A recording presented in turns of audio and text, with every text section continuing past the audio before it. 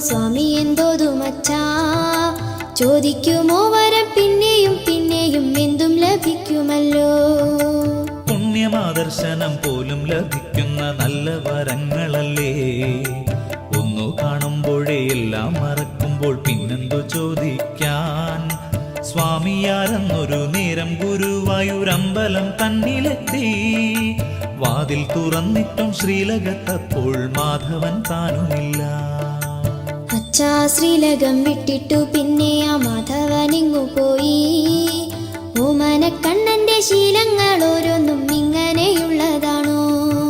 സ്വാമിയാരങ്ങനെ തേടി നടന്നപ്പോൾ കാണുന്നതുണ്ടല്ലോ. മേളക്കാർക്കുള്ളൊരു സദ്യ നടക്കുന്ന ഊട്ടുപുരയിങ്കൽ. കയ്യിൽ കോരികയുമായി ഭഗവാനോ കാളൻ വിളമ്പും